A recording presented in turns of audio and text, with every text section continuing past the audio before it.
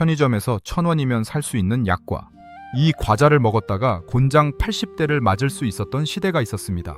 지금 들으면 황당한 이야기지만 조선시대 법전에 버젓이 적혀있던 실제 조항입니다. 요즘 약과가 다시 유행입니다. 유명 약과 가게 앞에는 오픈런 줄이 늘어서고 약과 티켓팅을 뜻하는 야케팅이라는 신조어까지 생겼죠. 그런데 불과 200년 전만 해도 이 과자는 일반 백성이 함부로 손댈 수 없는 금지식품이었습니다. 결혼식이나 장례식에 약과를 올렸다가 적발되면 관아로 끌려가 엉덩이가 터지도록 매를 맞아야 했으니까요. 도대체 이 달콤한 과자가 무슨 죄를 지었길래 나라에서 법으로 막았던 걸까요? 오늘은 한국 역사상 가장 사치스러웠던 과자, 약과의 숨겨진 이야기를 들려드리겠습니다. 약과가 금지식품이 된 이유를 이해하려면 먼저 이 과제에 무엇이 들어가는지 알아야 합니다. 약과의 주재료는 3가지입니다. 밀가루, 꿀, 그리고 참기름. 지금이야 마트에서 쉽게 살 수 있는 것들이지만 조선시대에는 이 3가지 모두가 왕에게 진상될 만큼 귀한 식재료였습니다. 먼저 밀가루부터 보겠습니다. 조선시대의 밀가루는 진가루라고 불렸습니다. 귀한 가루라는 뜻이죠. 왜 이런 이름이 붙었을까요? 당시 한반도에서 밀은 재배하기 까다로운 작물이었습니다. 쌀농사에 비해 수확량이 적었고 무엇보다 밀을 가루로 만드는 제분 과정이 큰 문제였습니다. 조선시대에는 수차 보급이 제대로 이루어지지 않아서 연자방아나 절구로 밀을 빻아야 했는데 이 방식으로는 대량 제분이 불가능했습니다. 밀가루 한 되를 얻으려면 엄청난 노동력이 필요했던 겁니다. 그래서 밀가루는 쌀보다 비쌌습니다. 드라마 대장금에서도 어선 경연에 쓸 만두를 만들기 위한 약간의 진가루를 잃어버려 다시 구하지도 못하고 고생하는 장면이 나옵니다. 밀가루가 얼마나 귀했는지 보여주는 대목이죠. 지금도 결혼을 앞둔 사람에게 언제 국수 먹여줄 거냐고 묻는 관용어가 있는데 이것도 밀가루로 만든 국수가 그만큼 귀한 잔치 음식이었기 때문에 생긴 표현입니다. 다음은 꿀입니다. 꿀은 단순한 감미료가 아니었습니다. 조선시대 문화백과사전이라 불리는 지복유설에는 꿀은 백약의 으뜸이라고 기록되어 있습니다. 모든 약 중에서 가장 좋다는 뜻이죠. 실제로 한의학에서 꿀은 백밀이라 하여 성질이 따뜻하고 속을 편안하게 해주는 약재로 분류됩니다. 그래서 꿀이 들어간 음식에는 약이라는 글자를 붙였습니다. 약밥, 약식, 그리고 약과 전부 꿀이 들어가는 음식입니다. 문제는 이 꿀을 구하기가 하늘의 별 따기였다는 겁니다. 양봉 기술이 발달하지 않았던 시절 꿀은 산에서 야생 벌집을 찾아 채취해야 했습니다. 위험하고 힘든 작업인데다 양도 한정되어 있으니 가격이 치솟을 수밖에 없었죠. 마지막으로 참기름입니다. 지금도 제대로 만든 참기름은 상당히 고가의 기름인데 조선시대에는 더했습니다. 참깨를 재배하고 수확해서 볶은 다음 기름을 짜내는 전 과정이 수작업이었으니까요. 할머니들이 참기름 한 방울도 아까워하셨던 이유가 여기 있습니다. 그런데 약과는 이 3가지 귀한 재료를 아낌없이 써야 합니다. 조선 후기 조리서인 음식디미방에 기록된 약과 레시피를 보면 밀가루 한 말에 꿀 2도에 참기름 5홉이 들어갑니다. 게다가 청주까지 넣어야 하죠. 귀한 재료를 이렇게 펑펑 쓰는 과자는 약과가 유일했습니다. 여기서 끝이 아닙니다. 약과는 만드는 과정도 만만치 않습니다. 밀가루에 참기름을 넣고 반죽한 다음 생강즙과 술과 꿀과 계피가루를 넣어 다시 반죽합니다. 이것을 약과판이라는 나무툴로 눌러 모양을 낸 뒤 기름에 튀기는데 이 과정이 까다롭습니다. 기름 온도가 낮으면 모양이 흐트러지고 높으면 타버립니다. 섭씨 140도 정도의 기름에서 서서히 온도를 올리며 옅은 갈색이 될 때까지 지켜봐야 하죠. 튀기는 것도 어렵지만 진짜 중요한 건 그 다음입니다. 갓 튀긴 약과를 뜨거운 상태에서 꿀이나 조청에 푹 담가야 합니다. 이걸 즙청이라고 하는데 속까지 완전히 꿀이 배어들어야 하기 때문에 상당한 시간이 걸립니다. 궁중요리 전수자인 황혜성 교수가 대학에서 전통음식 과목을 강의할 때 기말고사 실기 과제가 약과 만들기였다고 합니다. 그만큼 어렵다는 이야기죠. 이렇게 만든 약과는 페스트리처럼 수많은 층이 겹쳐 있고 그 사이사이에 기름과 꿀이 스며들어 있습니다. 한 입 베어 물면 바삭한 겉면이 부서지면서 안에서 꿀과 기름이 터져 나옵니다. 조선시대 사람들이 법으로 금지해도 계속 찾았던 이유가 바로 이 맛 때문입니다. 자, 이제 약과가 왜 사치품이었는지 이해가 되실 겁니다.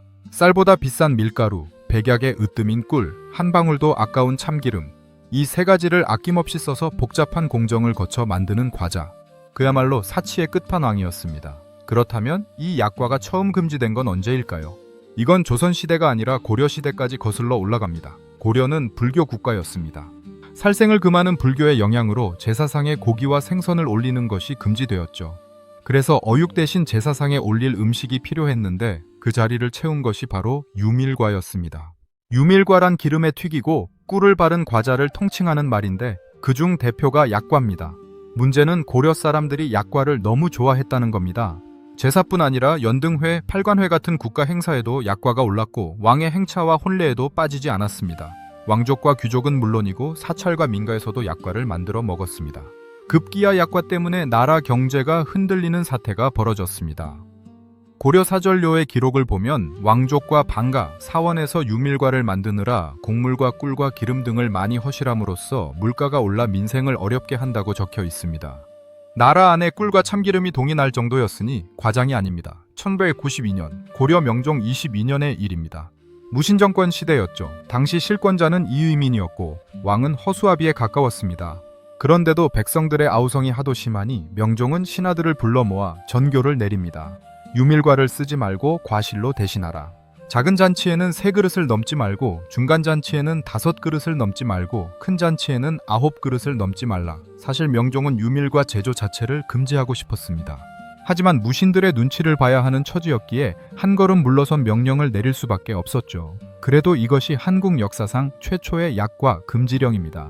161년 후인 1353년 공민왕 2년에 또다시 유밀과 금지령이 내려집니다. 이유는 똑같았습니다.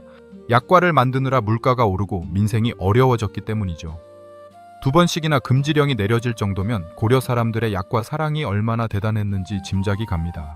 그런데 재미있는 건 이 금지령에도 불구하고 약과의 인기가 꺾이지 않았다는 겁니다. 오히려 고려 약과의 명성은 국경을 넘어 원나라까지 퍼져나갔습니다. 고려사에는 충렬왕 때 세자의 혼인식에 참석하러 원나라에 가서 연회를 베풀었는데 유밀과를 내놓으니 그 맛이 입속에서 슬슬 녹는 듯하여 평판이 대단했다는 기록이 있습니다.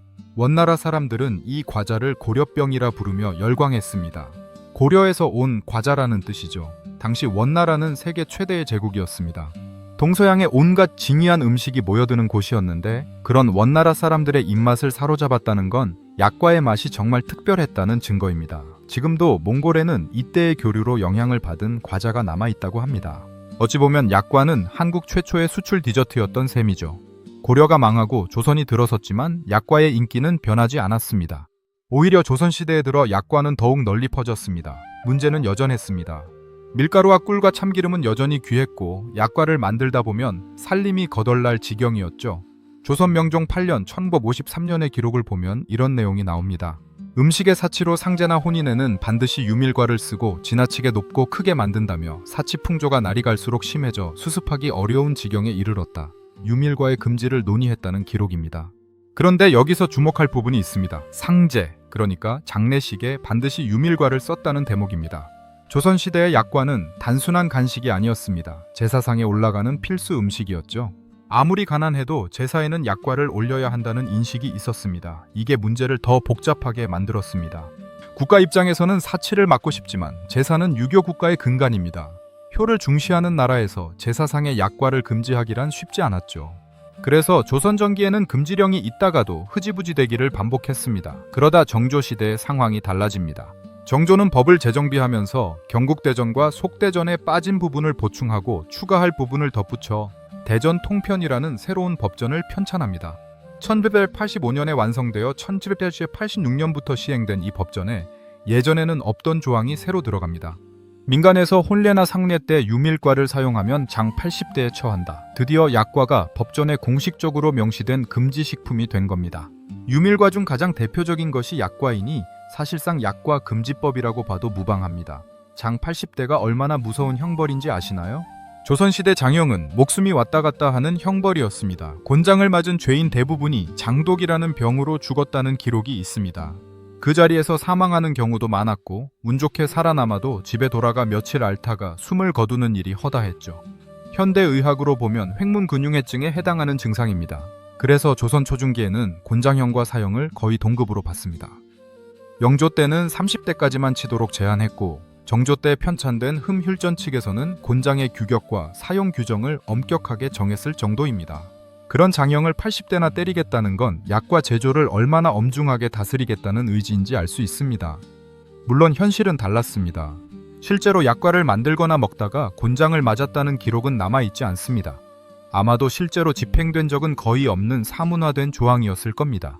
하지만 법전에 버젓이 적혀 있었다는 사실 자체가 약과가 얼마나 심각한 사회 문제였는지를 보여줍니다. 법으로 금지해도 약과는 사라지지 않았습니다.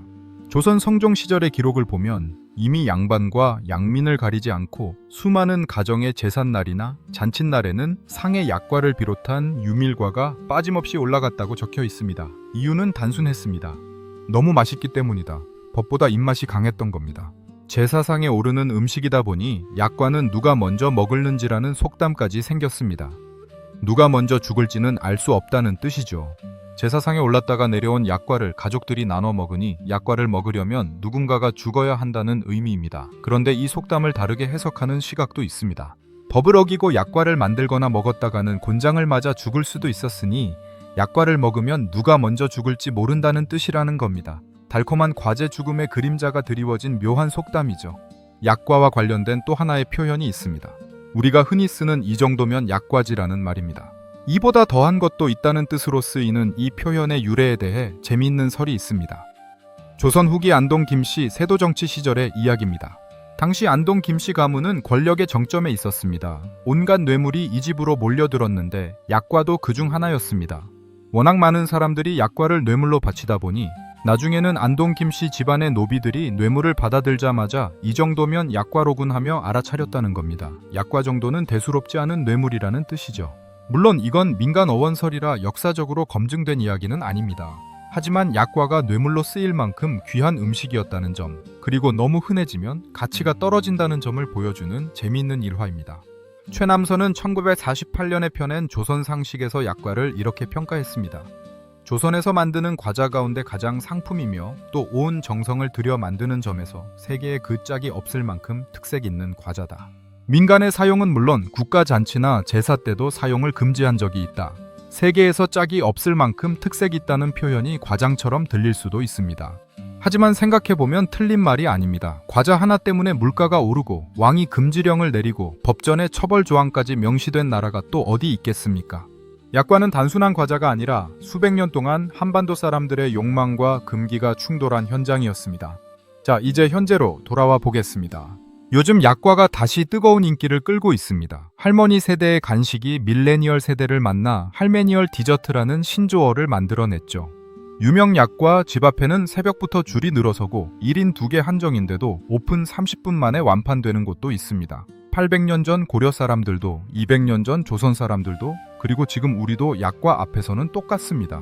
금지령이 내려져도 곤장을 맞을 수 있어도 몇 시간씩 줄을 서야 해도 먹고 싶은 게 약과입니다. 어쩌면 금지된 맛이기에 더 간절했는지도 모릅니다. 다음에 약과를 드실 때 한번 생각해 보시기 바랍니다. 이 달콤한 과자 하나에 담긴 수백 년의 역사를, 물가를 뒤흔들고 왕의 금지령을 이겨내고 곤장 80대의 위협도 넘어서 지금 여러분의 손에 들려있는 그 맛을요.